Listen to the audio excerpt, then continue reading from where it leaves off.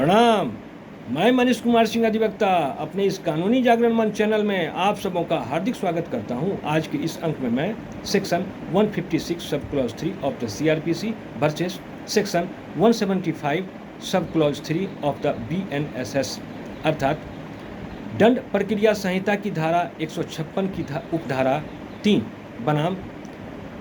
भारतीय नागरिक सुरक्षा संहिता 2023 की धारा 175 के उपधारा 3 का तुलनात्मक अध्ययन कर हम सब भारतीयों को मिले कानूनी दायित्वों के बारे में मैं अपनी जानकारी को आप सबों के साथ शेयर करना चाहता हूं। पूर्व का जो धारा 156 सब क्लॉज 3 था, उसके तहत माननीय न्यायालय को यह अधिकार था जो संबंधित थाना या वरीय पुलिस पदाधिकारी, सूचक या परिवादी अर्थात इन्फॉर्मेंट या कंप्लेनेंट के शिकायत आवेदन पर अगर कोई कार्रवाई नहीं करते थे तो धारा 156 के सब क्लॉज 3 के तहत माननीय न्यायालय उस शिकायत पत्र को संबंधित थाना प्राथमिकी दर्ज होने हेतु भेज देते थे। इस आलोक में माननीय न्यायालय यह देखते थे जो धारा 154 दंड प्रक्रिया संहिता के तहत परिवादी या सूचक ने अपने शिकायत पत्र को संबंधित थाना को दिया है, नहीं कार्रवाई होता देख धारा 154 के सब क्लॉज 3 के तहत उसने वरीय पुलिस पदाधिकारी को रजिस्टर्ड पोस्ट के माध्यम से अपने शिकायत पत्र को वरीय पुलिस पदाधिकारी अर्थात श्रीमान आरक्षी अधीक्षक को अपने शिकायत पत्र को रजिस्टर्ड पोस्ट के द्वारा भेजा है। उसके बावजूद भी अगर कोई कार्रवाई नहीं हुई है तो धारा 156 सब क्लॉज 3 दंड प्रक्रिया संहिता के तहत प्राथमिकी दर्ज करने का आदेश देते हुए संबंधित थाना को यह आदेश देते थे जो इस परिवार आवेदन के आलोक में आप जल्द से जल्द एफआईआर करें, जल्द से जल्द प्राथमिकी दर्ज करें। लेकिन आज के धारा 175 के सब क्लॉज 3 में यह सब बात आ गया है, अर्थात भारतीय नागरिक सुरक्षा संहिता की धारा 175 के सब क्लॉज 3 में वह पूर्व का जो 156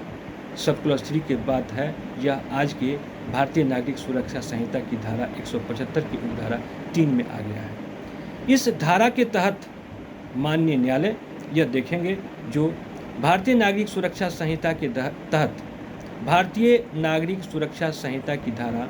173 के तहत परिवादी या सूचक ने अपने परिवाद आवेदन, अपने शिकायत पत्र को, अपने कंप्लेंट पिटीशन को मौखिक या इलेक्ट्रॉनिक माध्यम से संबंधित थाना को दिया है। संबंधित थाना अगर कार्रवाई नहीं किया तो भारतीय नागरिक सुरक्षा संहिता की धारा 173 के सब क्लॉज 4 के तहत वह परिवादी या सूचक अपने शिकायत पत्र को वरीय पुलिस पदाधिकारी श्रीमान आरक्षी अधीक्षक प्रश्नांकित को रजिस्टर्ड पोस्ट के द्वारा अपने शिकायत पत्र को भेजा है। अगर उसके बावजूद भी अगर कार्रवाई नहीं हुआ है तो यह सारे तथ्यों को देखकर भारतीय नागरिक सुरक्षा संहिता की धारा 175 के सब क्लॉज 3 के तहत माननीय न्यायालय संबंधित थाना अर्थात भारतीय नागरिक सुरक्षा संहिता की धारा 175 के सब क्लॉज 3 के तहत माननीय न्यायालय उस परिवादी या सूचक के शिकायत पत्र को संबंधित थाना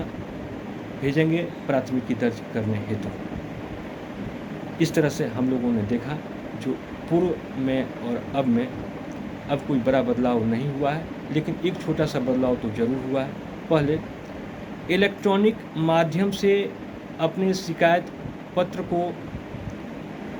भेजने का प्रावधान नहीं था, लेकिन आज के दंड प्रक्रिया संहिता के आज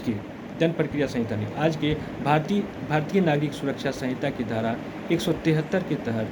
परिवादी या सूचक अपने शिकायत पत्र को इलेक्ट्रॉनिक माध्यम से भी संबंधित थाना को भेज सकता है और 3 दिन के भीतर अपने दस्तखत को संबंधित थाना में जाके कर देगा तो वह एफआईआर हो जाएगा। तो इस तरह से हम लोगों ने देखा जो एफआईआर दर्ज होने और माननीय न्यायालय के द्वारा जो उस परिवार या शिकायत पत्र को संबंधित थाना में भेजने के क्रियाकलाप में कोई बड़ा बदलाव तो नहीं हुआ है, लेकिन एक छोटा सा बदलाव 154 दंड प्रक्रिया संहिता वर्सेस सेक्शन 173 BNSS में एक छोटा सा बदलाव हुआ है। जो पहले जो था 154 में हम लोग जो था अपने शिकायत पत्र को इलेक्ट्रॉनिक माध्यम से नहीं भेज सकते थे, लेकिन आज के धारा 173 BNSS में इस बात का स्पष्ट प्रावधान दिया गया है कि हम अपने शिकायत पत्र को